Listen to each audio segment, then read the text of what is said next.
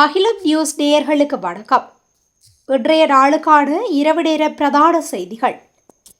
விரிவான செய்திகளுக்குள் செல்ல முன்னதாக முதலில் இன்றைய தலைப்புச் செய்திகள்.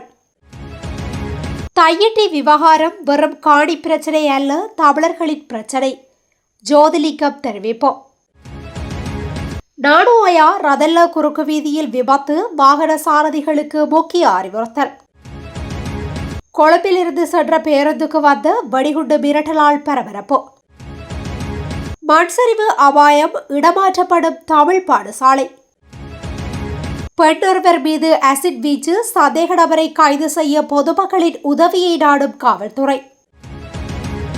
ஆற்றில் மீன்பிடித்த இளம் குடும்பஸ்தருக்கு நேர்ந்த விபரீதம். மத்திய மாகாணத்தில் மூடப்பட்டுள்ள பாடசாலைகள் வெளியான தகவல். அதிகரிக்கும் மழை, வளிமண்டலவியல் திணைக்களத்தின் அறிவிப்பு. தெகிமலையில் அடிகாயங்களுடன் மீட்கப்பட்ட சடலம். வெனிசுலாவில் கை வைக்காதே, கொழும்பில் அமெரிக்க தூதரகத்திற்கு முன் வெடித்தது போராட்டம். தொடர்பென விரிவான செய்திகள். தையிட்டி விவகாரம் காணி சொந்தக்காரர்களின் விவகாரம் அல்ல, அது தமிழ் மக்களின் தேசிய விவகாரம் என அரசியல் ஆய்வாளரும் சட்டத்தரணியும் சமூக விஞ்ஞான ஆய்வு மைய இயக்குநருமான சி.ஆர். ஜோதிலிங்கம் தெரிவித்துள்ளார். அவரின் வாராந்த அரசியல் ஆய்வு கட்டுரையிலேயே இவ்வாறு குறிப்பிட்டுள்ளார். அதன் முழு விபரமுமாக தையிட்டி சட்டவிரோத விகாரை விவகாரம் மக்கள் மயமாதல் என்ற அடுத்த கட்டத்தை நோக்கி வளரத் தொடங்கிவிட்டது. கடந்த மாதம் 21ஆம் தேதி இடம்பெற்ற போராட்டத்தில் வேலன் சுவாமிகள், வலிகாமம் கிழக்கு பிரதேச சபை தவிசாளர் தியாகராசா டிரோஸ் உட்பட 5 தாக்கப்பட்டு கைது செய்யப்பட்டமை அடுத்து கட்ட வளர்ச்சிக்கு காரணமாக அமைந்தது. வேலன் சுவாமிகள் ஒரு மதகுரு என்பதும் கணக்கிலெடுக்காமல் மோசமாக தாக்கப்பட்டுள்ளார். அவரது கழுத்து மாலை அறுக்கப்பட்டு மாலையோடு சேர்த்து கழுத்து நெரிக்கப்பட்டது. போலீஸ் வேனுக்குள் அவர் பலவந்தமாக தள்ளப்பட்ட போது வேனுடன் அவரது உடம்பு அடிபட்டது. இத்தனைக்கும் நான் வருந்துகின்றேன் என கூறிய போதும் போலீசார் தாக்கியிருந்தனர். இதேபோன்று ஏனையவர்களும் தாக்கப்பட்டிருந்தனர். இது தொடர்பான காணொளிகள் வலைத்தளங்களில் தெளிவாக ஒளிபரப்பாகியிருந்தமை குறிப்பிடத்தக்கது. நானுஆயா ரதல்ல குறுக்கு வீதியில் பயணித்த லொரியொன்று இயந்திர கோளாறு காரணமாக சாரதியின் கட்டுப்பாட்டை இழந்து விபத்துக்குள்ளாகியுள்ளது. இன்று பிற்பகல் இடம்பெற்ற இவ்விபத்தில் லொரியின் சாரதி சிறு காயங்களுடன் மயிரிழையில் உயிர் தப்பியதாக நானுஆயா போலீசார் தெரிவித்தனர். சமீப காலமாக இவ்வீதியில் வாகன விபத்துக்கள் அடிக்கடி இடம்பெற்று வருகின்றன. செங்குத்தான இவ்வீதியில் அதிக சுமைகளுடனும் வேகத்துடனும் பயணிப்பதாலும் சாரதிகளின் கவனஈனத்தினாலுமே பெரும்பாலான விபத்துகள் ஏற்படுவதாக தெரிவிக்கப்படுகின்றது. 3.2 கிலோமீட்டர் தூரம் கொண்ட நானுஆயா ரதல்ல குறுக்கு வீதியானது செங்குத்தான சரிவுகளையும் பாரிய வளைவுகளையும் கொண்டுள்ளது. இதனால் வாகனங்களை அவதானமாக செலுத்துமாறு அறிவுறுத்தும் அறிவிப்பு பலகைகள் வீதியின் இருபுறமும் பல இடங்களில் வைக்கப்பட்டுள்ளன. இவ்வீதியின் ஊடாக கனரக வாகனங்கள் செல்வதற்கு முழுமையாக தடை விதிக்கப்பட்டும் தற்போது தொடர்ந்து இருபுறங்களிலும் தடுப்புகள் ஏற்படுத்தப்பட்ட நிலையிலும் கனரக வாகனங்கள் இரவு மற்றும் பகல் நேரங்களில் அத்துமீறி செல்லும் நிலை தொடர்ந்திருக்கின்றது. எனவே எதிர்காலத்தில் இதுபோன்ற இவ்வீதியை பயன்படுத்தும் சாரதிகள் மிகவும் அவதானத்துடனும் போக்குவரத்து விதிகளை பின்பற்றியும் பயணிக்குமாறு நானுஆயா போலீஸ் நிலைய பொறுப்பதிகாரி கேட்டுக்கொண்டுள்ளார். கொழும்பிலிருந்து மொரட்டுவை நோக்கி செல்லும் தனியார் பேருந்தில் வெடிகுண்டு இருப்பதாக வந்த அனாமதேய தொலைபேசி அழைப்பை தொடர்ந்து உடனடி சோதனை ஒன்று நடத்தப்பட்டுள்ளது. அதன்போது பயணத்தில் இருந்த பேருந்தை நிறுத்தி சோதனை செய்ததாகவும் சந்தேகத்திற்குரிய பொருள் எதுவும் கிடைக்கவில்லை என்றும் கல்கிசை தலைமையக காவல்துறையினர் தெரிவித்துள்ளனர். கொழும்பிலிருந்து மொரட்டுவ நோக்கி செல்லும் பேருந்தில் வெடிகுண்டு இருப்பதாக 119 எனும் அவசர தொலைபேசி எண்ணின் மூலம் இன்று காவல்துறையினருக்கு தகவல் கிடைத்துள்ளது. அதனைத் தொடர்ந்து உடனடியாக பதிலளித்த கல்கிசை பிரிவு போக்குவரத்து பிரிவை சேர்ந்த அதிகாரிகள் குழு கடுமைத்த வீதி தடைக்கு அருகில் பேருந்தை நிறுத்தி முழுமையான ஆய்வுக்கு உட்படுத்தியுள்ளது.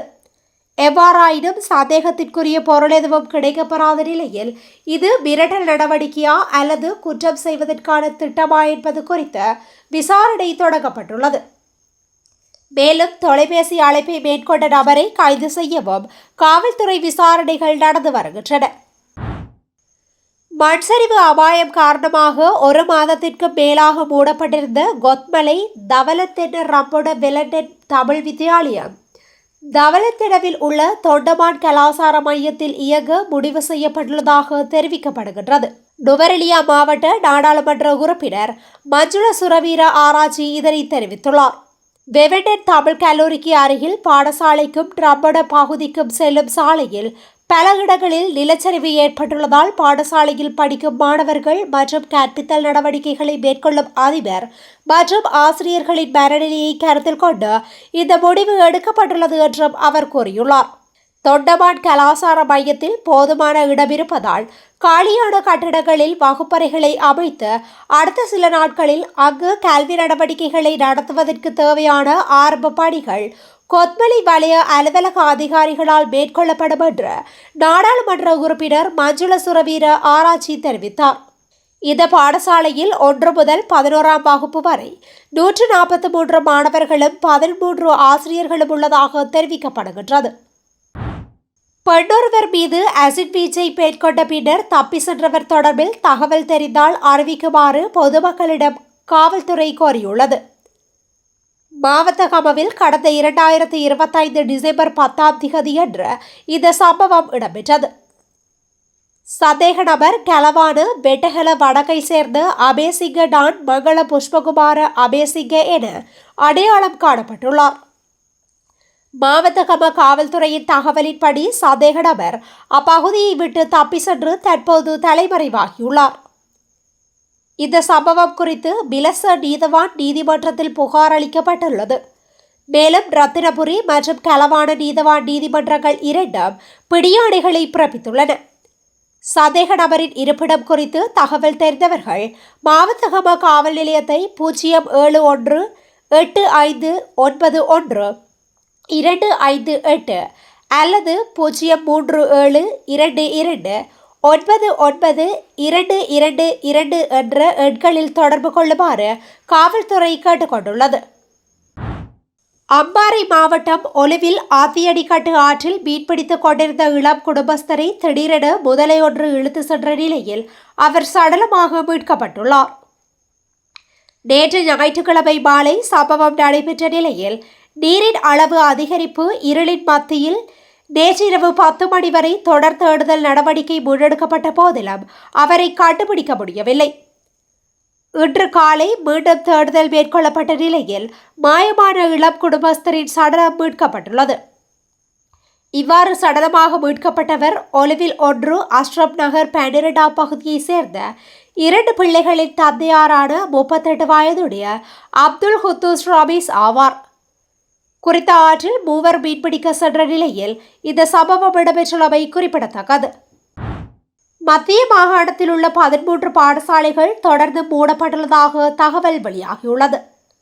மண்சரிவு அபாயம் மற்றும் பாதிக்கப்பட்ட வீதிகளால் ஏற்படும் சிரமங்கள் காரணமாக குறித்த பாடசாலைகள் மூடப்பட்டுள்ளதாக தெரிவிக்கப்படுகின்றது.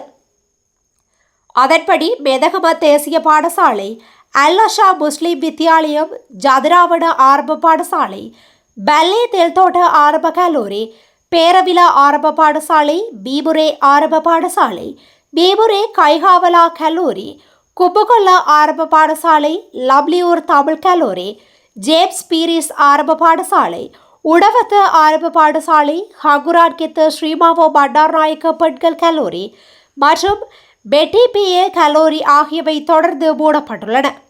அத்துடன் சப்ரகமுவ மாகாணத்தில் அனர்த்தத்தால் சேதமடைந்த 2 பாடசாலைகளுக்கும் விடுமுறை வழங்கப்பட்டுள்ளது.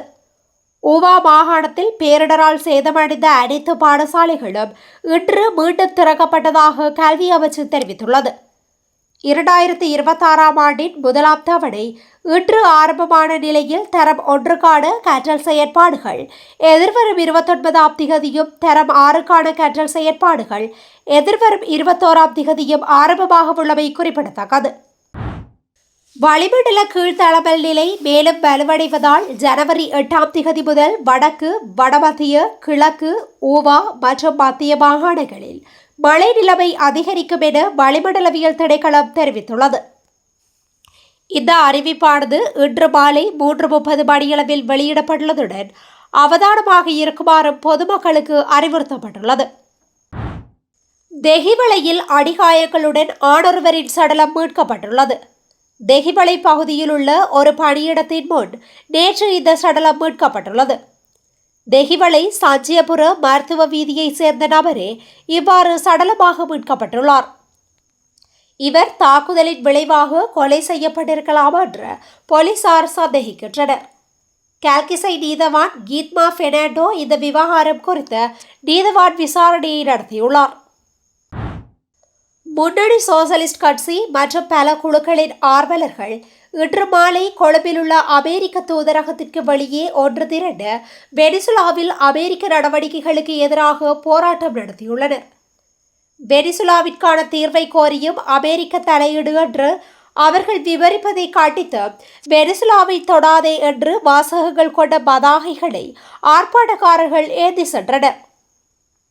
வெனிசுலாவில் அமெரிக்க ஒரு பெரியளவிலான இராணுவ நடவடிக்கையை தொடங்கிய பின்னர் ஜனாதிபதி நிக்கோலஸ் மதுரோ மற்றும் அவரது மனைவியை சிறைப்படுத்திய பின்னர் அமெரிக்கா வெனிசுலா பதட்டங்களில் ஏற்பட்ட பெரியளவிலான அதிகரிப்பை தொடர்ந்து இந்த போராட்டங்கள் வந்துள்ளன.